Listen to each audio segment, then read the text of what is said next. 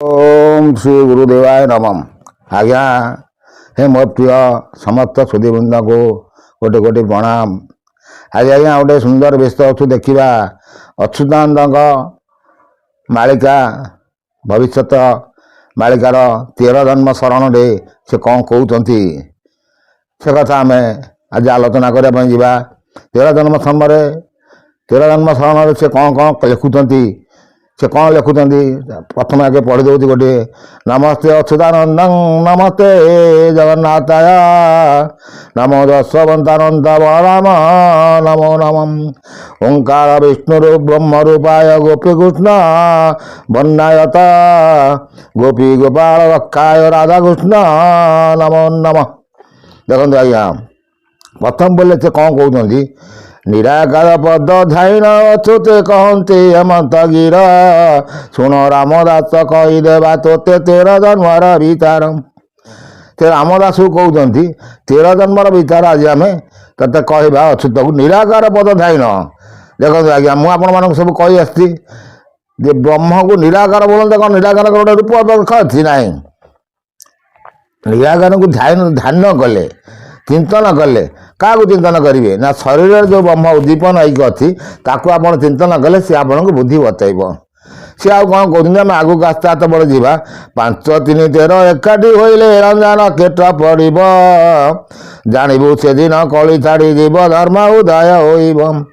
5 3 13 एकाठी होइले लांजा नक्षत्र पड़ब 5 3 बोलते 15 13 बोलते 18 13 बोलते 13 5 3 13 15 13 मिसले 28 हम। देखो आज्ञा ये समस्त कहते 26 की 27 ना 28 सी पुणी लिखुच। तेणु आम कौटा को विचार को नवा कौटा को विचार ठीक करवा से दिन से कली छाड़ीज मुझे आगुरी कही कली छाड़ार समय आसूसी आ सत्यजुग परिप्रकाश हाँपाई जाऊँच आस्ते आस्ते आस्ते आस्ते चलुची केमी चलुची मुझे बुझे तो से विषय आम आगू आस्ते आस्ते बढ़ी जा। 9 3 13 कामाक्षी बटरे उदय काल को चाही जानबू से दिन आंबर उदय केटी अजुवाई। से दिन से युद्ध करने से कहते युद्ध करेंगे से कौन करेंगे कहते कटी आमर ए कति आमर बिल वृक्ष थी जुवा काले नाश जीव भल कथा से कहते पाखे बिल वृक्ष थी। देखो आज्ञा जो मैंने कल्की ठाकुर पर कहते बिल वृक्ष मुझे देखी मुझे जो रोली कटक जो रोली गोटे बिल वृक्षर कहानी आपको कहबी। बिल वृक्ष थिला नथिला किसी बिल वृक्ष किंतु से घर वाला आणिकी गोटे बिल वृक्ष रोपण कला पुणी भाई भाया जो घर कले माटी पकईदे आम मिसेस था मिसेस कहले बाबू बेल वृक्षटा लगे लोकटा आप कहते बेल वृक्ष उठले पूजा करेंगे बोली बेल वृक्ष माटी पकईदे मुझे माटी पकड़े कौन हम राति तो से कौन कौन देखिए ये निराट सत कथा आज्ञा अभी भी से बेल वृक्ष अच्छी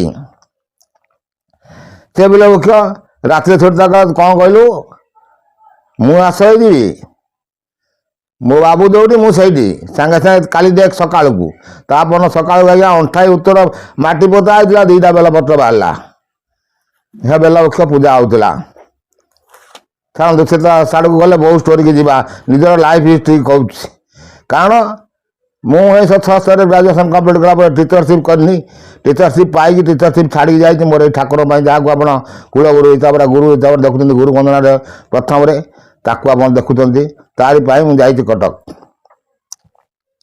ताकू पाई प्राप्त कर बेल वृक्ष मूल किए आसी से पुणी बसते प्राप्य ये हूँ कहीं कहीं कहले आज्ञा आम ये सब विषय आलोचना कर जाऊँगी किसी कहूँ बारिकर मंगा एतिन नारंग नाच ध्रुव केतना उड़ब कामाक्षी बटरे महायज्ञ हे बजाई पुत्र पतंजलि गुरु होइथिबे सचिदानंद गोसाई बेनी रूप हे विद्या न पढ़ी सर्व विद्या परापत जगन्नाथ ज्येष्ठ भाता नाम एवं मोपिटु एवं। देखु अच्युत से कहते जगन्नाथ मोर बड़ भाई हम सी सान भाई हे जदि जगन्नाथ बड़ भाई हेले सान भाई बलराम हम कथा हूँ कहीं मुझे कहली आज्ञा मालिका भितर केते विभ्रांतिकर तथ्य लिखाई मालिका सब आम आलोचना कर पर्यालोचना कले आम तार सठिक रास्ता को आम आसीपर ଏଠି ଲେଖୁଛନ୍ତି ସିଏ ଜଗନ୍ନାଥ ଜ୍ୟେଷ୍ଠ ଭ୍ରାତା ନାମ ହେବ ମୋ ପିଠୁ ନାମ ସନ୍ତତ ଭକ୍ତ ଥିର ହୋଇ ନ ରହିବେ କେହି ସୁଦୀକ୍ଷ୍ଣ ଆଶ୍ରମ ସାର ଦ୍ୱିତୀୟ ଅଯୋଧ୍ୟା ପୁରୀ ପ୍ରକାଶିବ ରଘୁନାଥ କବିହାର ସେଦିନ ଏ ପୁର ଉତ୍କଳ ନଗର ରାସ ତଳି ହୋଇଯିବ। ଦେଖନ୍ତୁ ମୁଁ ଆପଣମାନଙ୍କୁ କହିଛି ରଘୁନାଥପୁର ସେ କାହିଁ ଲେଖୁଛନ୍ତି ନା এই ରଘୁନାଥପୁର ଉପରେ ମୋର ବହୁତ କିଛି କହିବାର ଥିଲା। ମୁଁ ବି କହିଛି ମଝିରେ ବି ମୁଁ ପ୍ରଥମ ଲେଖିଥାଉଥିଲି ଗୁପ୍ତ ସମର ଗ୍ରାମ ବୋଲି। ତେଣୁ ଆଜ୍ଞା ଏସବୁ ହେଉଛି କଳ୍କି ଠାକୁରଙ୍କର ଲୀଳା। ତା ଭିତରେ ଆମେ ପଶିକି ରହୁଛନ୍ତି ବ୍ରହ୍ମର ଲୀଳା। ଆମେ ତାକୁ ବସି ଚିନ୍ତା କରି ଦେଖିବା। ଆଉ ସେ କ'ଣ କହୁଛନ୍ତି ଆମେ ଆଗକୁ ଟିକେ ଯିବା। ଆସିବେ ଅନନ୍ତ ଦେଖୁଥିବେ ସତ୍ୟ କାମାଗିର ଦଶରାକ ସତ୍ୟ ଉପଜିବ ବାପନାଥ ଯିବ ଉତ୍କଳେ ହୋଇବେ ମେଳମ ସତ୍ୟର ଅନନ୍ତ ପନ୍ଥା କ୍ଷରତୀର୍ଥ ଗ୍ରାମ ନାମ ମୋର ଧ୍ରୁବ ଜାଣିବୁ ତୁ ରାମ ଆସି ପହଞ୍ଚିଲେ ଦେଖିବୁ କଳ୍କି ଦେବ। ସେଇ ସମୟ ଆଇଲେ ରାମ ତୁ କଳ୍କି ଦେବକୁ ଦେଖିବୁ, କଳ୍କି ଠାକୁରକୁ ଦେଖିପାରିବୁ। ସମସ୍ତେ କହୁଛନ୍ତି କଳ୍କି କଳ୍କି। ମୁଁ ତ ଆପଣମାନଙ୍କୁ ସବୁ ମୋର ଏଇ ଚ୍ୟାନେଲ ମାଧ୍ୟମରେ କହିଛି ଯେଉଁମାନେ କଳ୍କି ନେଇକି କହୁଛନ୍ତି କଳ୍କିର ଆମେ ଜନ୍ମର ବିଚାର କରିବା। କଳ୍କିର ଜନ୍ମ ବିଚାର ଆମେ କରିବା। କ'ଣ ଜନ୍ମ ବିଚାର ନା କଳ୍କିର ଯିଏ ଆସିବେ ନାରାୟଣଙ୍କ ଅଂଶ ଆସିବେ। କଳ୍କି ଯିଏ ହେବ ସେ ନାରାୟଣଙ୍କ ଅଂଶ ଆସିବ। କାରଣ ଦେବ ଅସୁର ଯେଉଁଠି ଦେବତା ଅସୁରମାନଙ୍କର ଯୁଦ୍ଧ ଲାଗେ ଦେବତା ମାନେ ହାରିଲା ପରେ ଦେବତା ମାନେ ଯାଇ ନାରାୟଣଙ୍କ ପାଖରେ ସ୍ତୁତି କଲା ପରେ ନାରାୟଣଙ୍କର ଅବତାର ଅଂଶ ଆସେ। ଆମେ କେଉଁଠି ପ୍ରମାଣ ଦେଖିବା?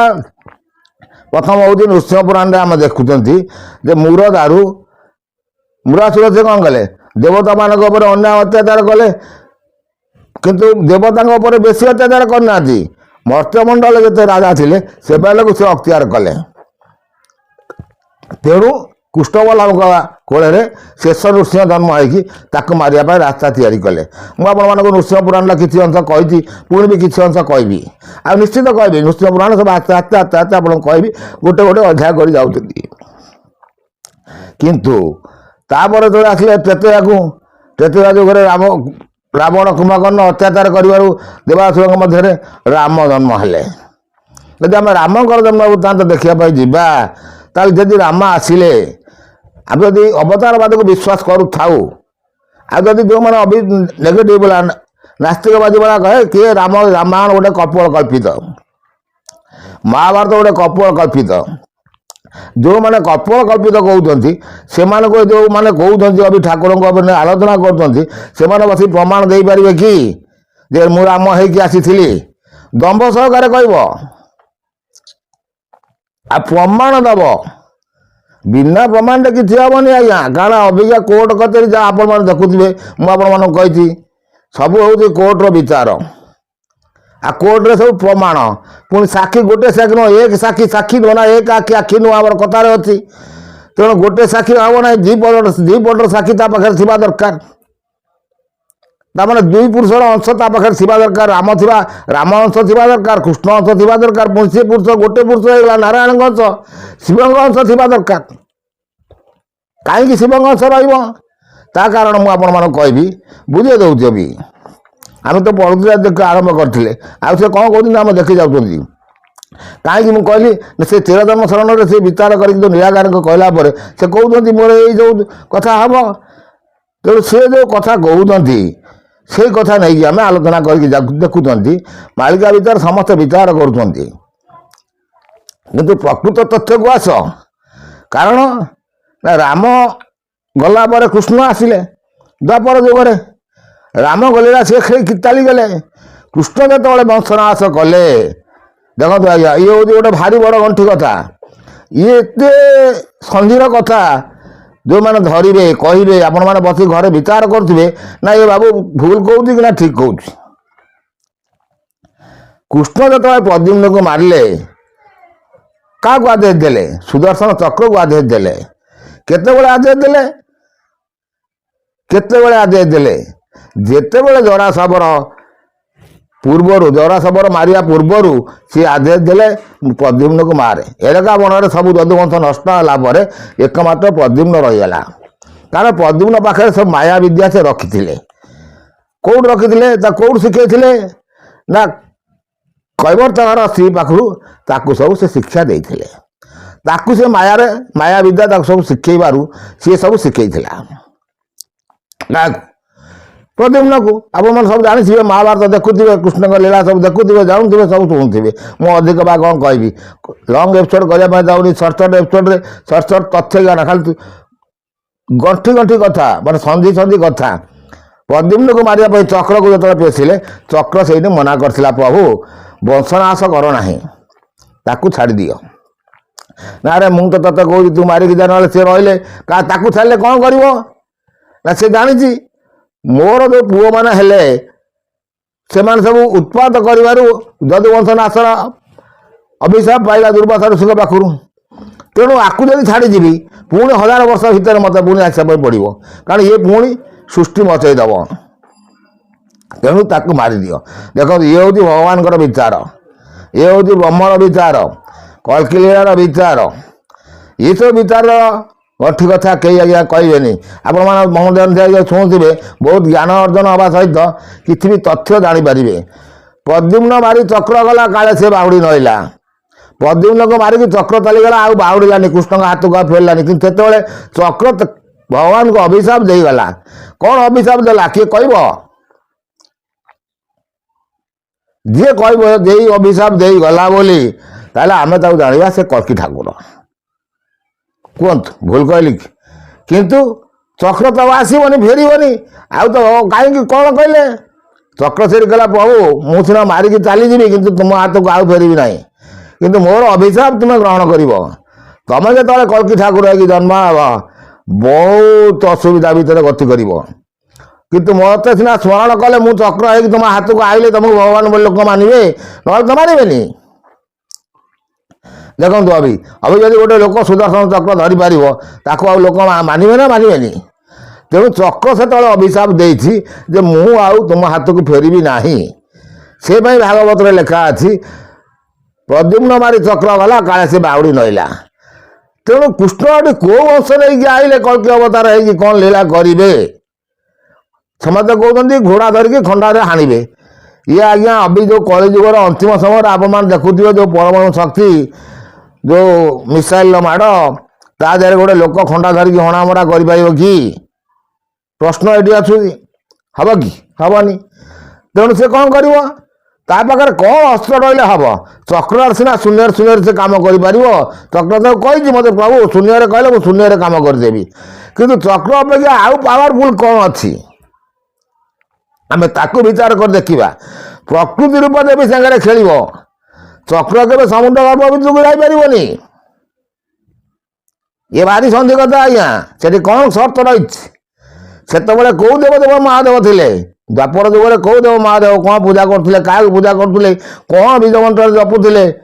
ଯିଏ କହିପାରିବ ସିଏ ଆମକୁ ସବୁ ତଥ୍ୟ ଦେବ। ମୋର ସମସ୍ତଙ୍କ ପାଇଁ ପ୍ରଶ୍ନ ରହୁଛି, କହିବ ସବୁ ସନ୍ଧି କଥା ସବୁ ବାହାର କରି କହିବ। ଖାଲି ଏମିତି କଳ୍କି ଠାକୁର କହିକି ଏମିତି କଲର ଟେକି ଦେଲେ ହେଇଯିବ କି? ସବୁ କହୁଛନ୍ତି ଏଠି କଳ୍କି ଜନ୍ମ, ସେଠି କଳ୍କି ଜନ୍ମ। ଆସ, ମୁଁ ତୁମର ଆଡ୍ରେସ୍ ଦେଉଛି, ଠିକଣା ଦେଉଛି, ବସିବା, ଆମେ ଆଲୋଚନା କରିବା, ଦେଖିବା ତମେ କଳ୍କିଙ୍କର କ'ଣ ଅଂଶ ନେଇକି ଆଇଛ, ନାରାୟଣଙ୍କର କ'ଣ ଅଂଶ ନେଇକି ଆଇଛ, କେଉଁ ଅଙ୍ଗ ପ୍ରତ୍ୟଙ୍ଗ ଆପଣଙ୍କ ଶରୀରରେ ରଖିଛ, ସବୁ ଦେଖେଇବ, ଆଉ ପ୍ରମାଣ ଦେବ। ଦରକାର ପଡ଼ିଲେ କୋର୍ଟରେ ଠିଆ ହେଇକି ପ୍ରମାଣ ଦେବ, ମୁଁ ଏଇ ଜନ୍ମରେ ଥିଲି, ସତ୍ୟରେ ଥିଲି, ତ୍ରେତୟାରେ ଥିଲି, ଦ୍ୱାପରରେ ଥିଲି, କଳିର ଅନ୍ତିମ ସମୟରେ ଆସିକି ରହିଛି। ଭୁଲ କହିଲି କି ଆଜ୍ଞା? ଦେଖିବେ ଆପଣମାନେ ଏସବୁ କଥା ବିଚାର ଖୁବ୍ ଅଳ୍ପ ନିକଟରେ ଆସିବ, ଖୁବ୍ ନିକଟରେ ପରୀକ୍ଷା ନିରୀକ୍ଷା ହେବ, ଆଉ ଚାଲିବ। କାରଣ ମୁଁ ଆପଣମାନଙ୍କୁ କହିଲି, ସିଏ ଆସିବ ଯିଏ, ଦେଖନ୍ତୁ ବ୍ରହ୍ମା ହେଲା ସୃଷ୍ଟିର ସର୍ଜନା, ପାଳନକାରୀ ହେଲେ ବିଷ୍ଣୁ, ସଂହାରକାରୀ ହେଲେ କିଏ? ଶିବ। ତେଣୁ ଯେତେବେଳେ ଯୁଗର ଶେଷ ଆସିଯିବ, ପରିସମାପ୍ତି, 4 ଯୁଗର ସମାପ୍ତି ଘଟିବ, ପୁଣି ସତ୍ୟକୁ ଆଣିବା ପାଇଁ ହେଲେ ସେଇଭଳି ରୁଦ୍ରଙ୍କ ଦରକାର। ରୁଦ୍ରଙ୍କର ଅସ୍ତ୍ର କ'ଣ? ତ୍ରିଶୂଳ। ତେଣୁ ତା ହାତରେ ତ୍ରିଶୂଳ ଥିବା ଦରକାର। ସେ ତ୍ରିଶୂଳକୁ ପଠେଇକି ପ୍ରକୃତି ରୂପା ଦେବୀ ସାଙ୍ଗରେ ସେ ଖେଳ କରିପାରିବ। ଇଏ ହେଉଛି ଭାରି ଗଣ୍ଠି କଥା। ପୁଣି ନେକ୍ସଟ ଅଧ୍ୟାୟରେ କିଛି କହିବା। କଳ୍କି ଠାକୁର ଉପରେ ଆଲୋଚନା କଲି, ଏତିକି ରହିଲେ ଆଜ୍ଞା। ବହୁତ ବହୁତ ଧନ୍ୟବାଦ।